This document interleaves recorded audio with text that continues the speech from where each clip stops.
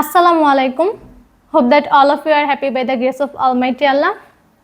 আজকে আমরা স্পোকেন ইংলিশের রুলস জেনে নেব অ্যান্ড এই রুলস ইউজ করে আমরা অনেক সেন্টেন্স তৈরি করে ফেলতে পারবো।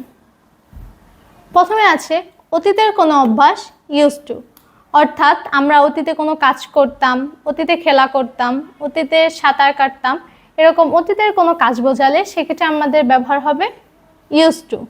যেমন এই জায়গায় বলা হয়েছে আমি সাঁতার কাটতাম, অর্থাৎ আমি অতীতে এই কাজটি করতাম, সেক্ষেত্রে এই জায়গায় ইউজ করা হয়েছে ইউজ টু।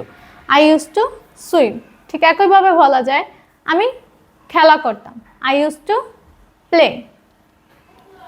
কেমন হয়, হাউ অ্যাবাউট। কাজটি করলে কেমন হয়, তাকে সাহায্য করলে কেমন হয়।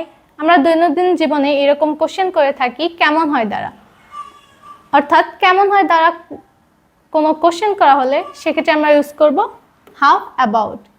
অ্যান্ড কেমন হয় হাউ অ্যাবাউট ইউজ করার ক্ষেত্রে আমাদের একটা রুল আছে, সেটা হচ্ছে how about plus verb plus ING. অর্থাৎ আমরা যখন হাউ অ্যাবাউট ইউজ করব তখন আমাদের ভার্বের সাথে আইএনজি যোগ করে নিতে হবে। বাইরে গেলে কেমন হয়, হাউ অ্যাবাউট গোয়িং আউটসাইড।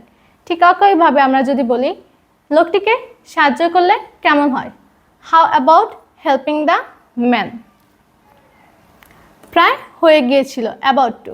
কাজটি প্রায় হয়ে গিয়েছিল, সে প্রায় পৌঁছে গিয়েছিল, খাওয়া প্রায় শেষ হয়ে গিয়েছিল। অর্থাৎ হয়ে গিয়েছিল দ্বারা যত বাক্য থাকে সেগুলোকে আমরা অ্যাবাউট টু দ্বারা ইজিলি ট্রান্সলেট করে নিতে পারবো। যেমন এই জায়গায় বলা আছে আমি প্রায় পৌঁছে গিয়েছিলাম, I was about to reach. ঠিক এরকমভাবে আমরা বলতে পারি সে প্রায় মরে গিয়েছিল, হি ওয়াজ অ্যাবাউট টু ডাই।